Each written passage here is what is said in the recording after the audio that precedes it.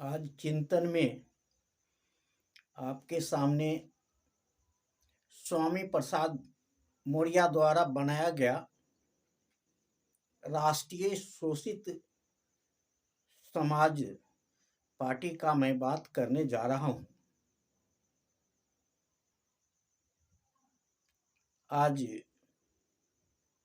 ताल कटोरा स्टेडियम से जो मौर्य जी ने घोषणाएं की है, तो ऐसा प्रतीत होता है कि बाबा साहब का और काशीराम का सपना अब जरूर पूरा होगा, क्योंकि मायावती ने बहुजन को धोखा देने का काम किया है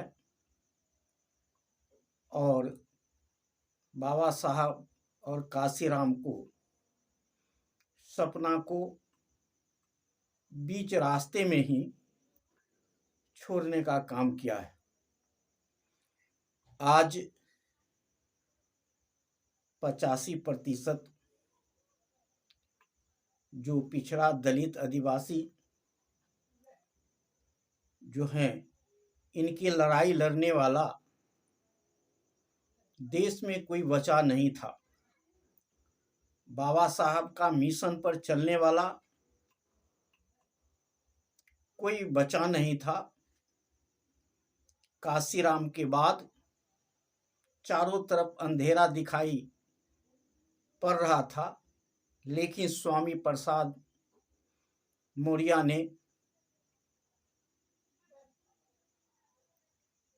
नई पार्टी बना करके जो घोषणाएं 85% के लिए उन्होंने किया है, इससे एक आशा का किरण दिखाई पड़ता है।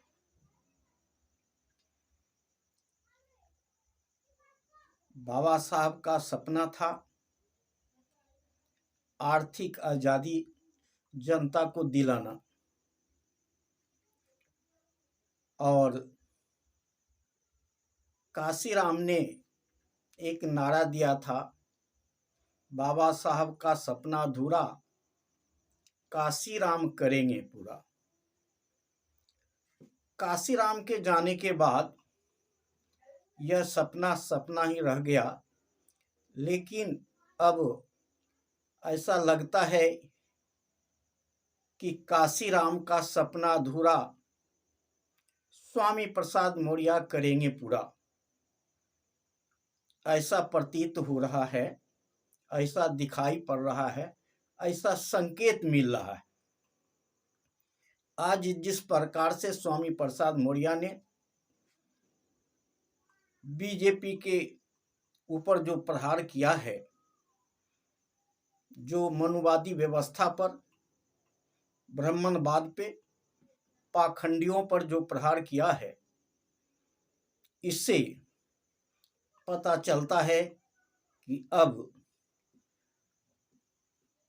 85 और 15 की लड़ाई आगे होने जा रहा है। इसकी लड़ाई अभी तक किसी ने नहीं लड़ने का काम किया है। जो मौर्य ने 6 महीने के अंदर से जो घोषणाएं जो मंचों पर बोलते आ रहे हैं पाखंडवादियों के विरोध में, वैसा हिम्मत देश में किसी नेता ने अभी तक नहीं किया।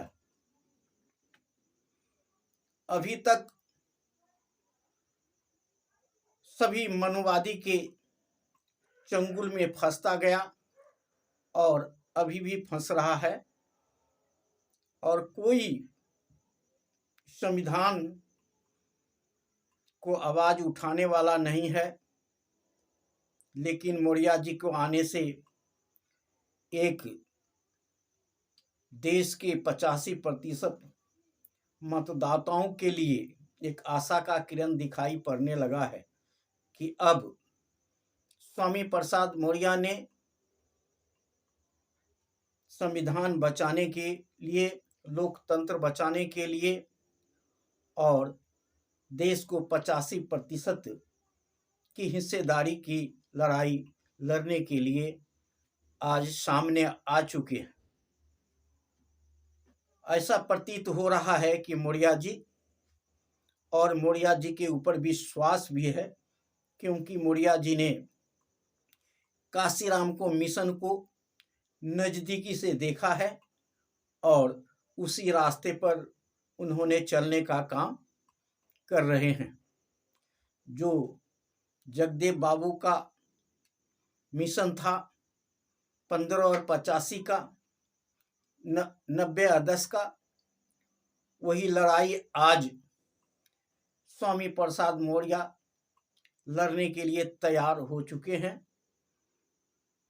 निर्भीक नेता के रूप में आज स्वामी प्रसाद मौर्य ने अपना परिचय मंच से दिया है और जितना एक पर एक एनडीए के प्रति, मोदी सरकार के प्रति प्रहार उन्होंने करना शुरू कर दिया, वो काबिले तारीफ है। आज उनके हर बातों का पूरा देश समर्थन कर रहा है।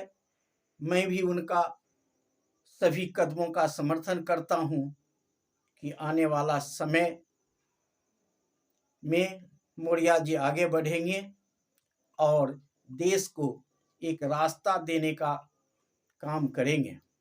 आज पूरा देश का मतदाता भटक चुका था, कोई रास्ता मिल नहीं रहा था, कोई विकल्प भी नहीं मिल रहा था।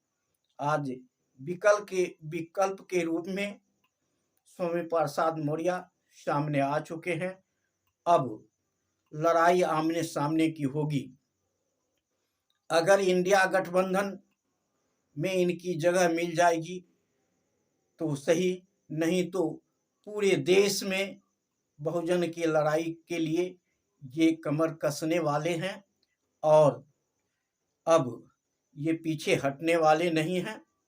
और जितना आज ऐसा प्रतीत हुआ कि 30-40 पार्टी में का इनका समर्थन, लोगों का समर्थन था, लोगों का अध्यक्ष या महासचिव या कोई नुमाइंदे आया हुआ था इस प्रोग्राम में।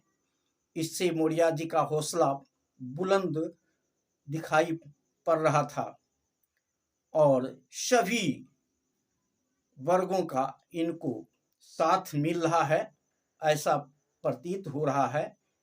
तो आशा है कि मौर्य जी आगे बढ़कर के अच्छे कामों के लिए जाने जाएंगे और देश में संविधान बचाने के लिए इनका सिवाय दूसरा कोई इस मुखर से नहीं अभी तक आया था, जो मनवादी के विरोध में, पाखंडियों को विरोध में एक आमने सामने की लड़ाई लड़ने के लिए इन्होंने कमर कस लिए हैं और आगे ये चलने के लिए और अपने लोगों से वादा भी कर चुके हैं कि ये 15 और 85 की लड़ाई लड़ेंगे, 85 की लड़ाई लड़ेंगे और ये 15 जो पाखंडवाद है इसको अंत करके रहेंगे।